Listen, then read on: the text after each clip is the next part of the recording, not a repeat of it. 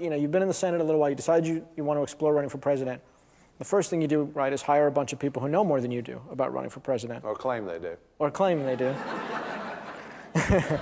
And you, This will be everybody claims they do. This will be a theme of this discussion. Good, good. All of these people have done it before, and you have not. I imagine that's on some level a little intimidating. I imagine it's a little disorienting. What was that process like? What you learn over time is that somebody else's experience for which they were paid in providing consultation in a political campaign is not the same thing as leadership. Leadership is having a clear set of beliefs and a vision and the backbone to stand behind it, no matter what's happening with the political wind. And that's something that you have to learn. I mean, it's not something you know instinctively. And when did that click in for you? Because there came a point during the campaign where you felt you knew more than they did, where you knew what direction you wanted to go. We went through most of 2003, and to some point in the latter parts of 2003, I think is when that happened. You're a little bit bitter about this. I mean, not in an ugly way, right? But I mean, as you pointed out, you feel that those expertise are overvalued in some sense. What specifically were you advised that you came to realize was not the right course of action for you? Well, I think it's more generic than specific. It is cautious, careful, don't make a mistake. That's something, you can do something wrong, it will do you in. And you should engage in a careful calculation about every position you take.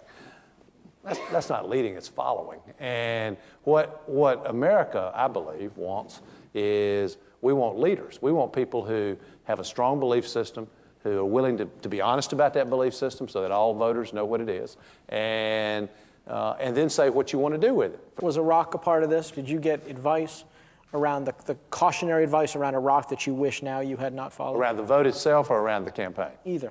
I remember the moment when I made the decision. I made that decision myself. That was not a decision made by political consultants. And so as a result of that, you know, everyone listening knows I've said I was wrong about that. I have to accept the consequences of that and the responsibility. I can't blame that on somebody else.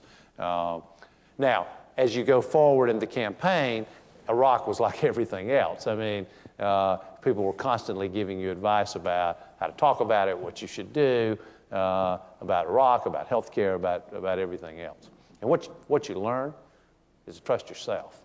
If you believe that you should be president of the United States, you should have enough faith in yourself to trust what's inside you and to speak from here, inside you, about what it is you believe and what you want to do for the country and to live with the consequences of it. And the story is that you, more than anyone, said to Senator Kerry and to others, we should hold off, we should not concede this race right away. I'm trying to figure out a way not to answer this question. Take your time. You really are unconsulted nowadays.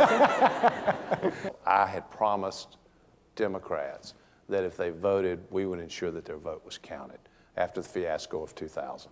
And I thought there was an enormous amount at stake. And boy, you can see it right now with what's happening in Iraq and other things around the world. I thought there was a great deal at stake, and I thought we should do it in a dignified way. There was a great deal of controversy around some of the things that happened, for example, in Ohio. I thought it should be done the right way, in a dignified way.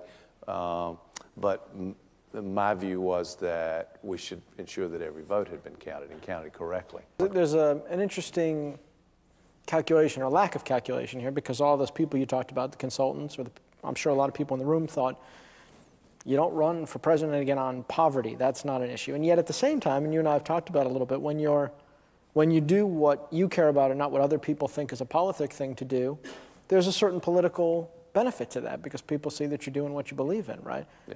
How did you parse that in your mind? I mean, did you basically say, I'm going to do this, and if it has political consequences, so be it, or did you feel it was actually a good political move as well as a good personal move for you? I didn't know the answer to that question.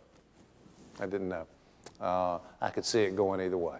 And I felt like I wanted to first know more about the policy ideas for fighting poverty. I wanted to be more personally involved in seeing what was happening in low-income communities around the country. You have two small children at home in addition to your daughter, right? You have Jack and Emma Claire. How old? They're Jack's birthday was yesterday. He's 7. And Emma Claire is 9. Her birthday was in April. That'd be an interesting White House. Kate, Right? don't forget my older daughter, Kate, who's 25. So We haven't had small children in the White House since, well, I guess, since the Carter administration and before that, Kennedy administration. What would that be like, do you think? Do they understand what the White House, what it would be like to live in the White House, and have you thought about what you would do to make that a more normal experience for them?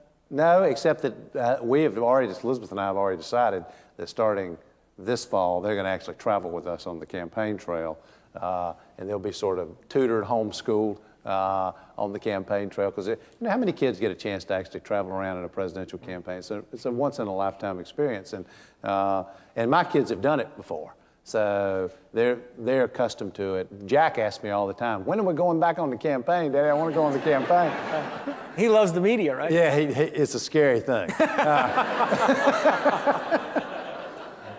He does. You tell your kids don't talk to strangers, and they just don't listen. Well, I shouldn't tell these stories, but we would get on the campaign, the plane, and I'm sure some of you have a picture of this in your head, but we sit in one part of the plane, and the press sits in another part of the plane, and Jack would get on the plane and say, Dad, I want to go play with my friends. And I would say, son, those people are not your friends.